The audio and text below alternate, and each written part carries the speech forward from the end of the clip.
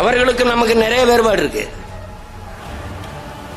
அவர்களுக்கு ஐயா ஈவே ராமசாமி, அண்ணா, இந்த அண்ணாதுரை அவர்கள், ஐயா கருணாநிதி அவர்கள், ஐயா எம்ஜிஆர் அவர்கள், ஐயா ஜெயலலிதா, அம்மா ஜெயலலிதா அவர்கள், இவர்கள் தான் இவர்கள் அரசியல் அடையாளம், பொலிட்டிக்கல் ஐகான் ஐடென்டிட்டி.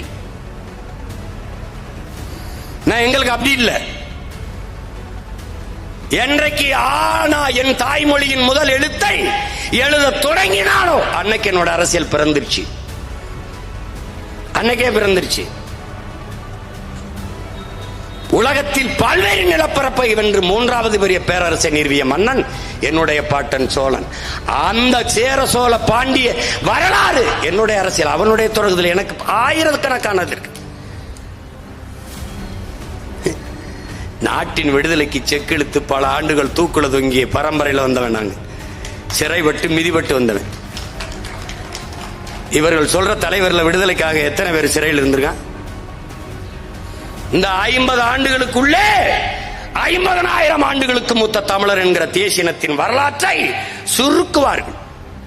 தமிழனின் எல்லா பெருமையும் ராமசாமி என்கிற ஐயாவின் முதுகுக்கு பின்னாடி வைத்து மறைப்பார்கள். அதான் என் தம்பி சொன்னா பாருங்க, அருண் ஜெயசீலன். தமிழெண்ணை சிலை நாடக உலகின் தந்தை சங்கரா சுவாமிகள் தூக்கிட்டான்.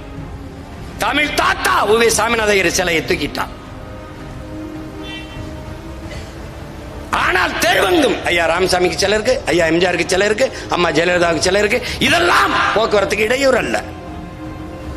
திராவிடனுக்கு எது இடையூறு? தமிழ், தமிழன் முன்னோர் எல்லாம்.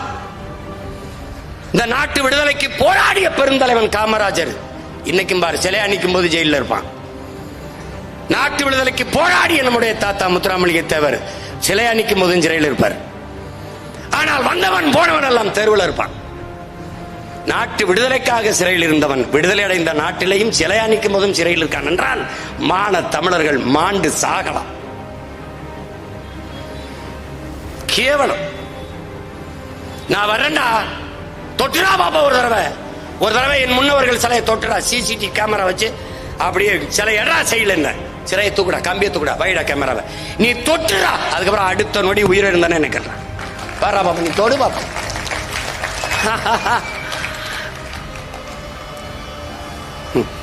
சாதின்னு சா அப்படின்னு சொல்றதுக்குள்ள சான்றுவேன். சாதி அது முடிக்க முடியாது. கவனமா இருந்து கொண்டது. இந்த கூட்டம் மாதிரி நினைச்சுக்கிட்டு இருக்காத நீ.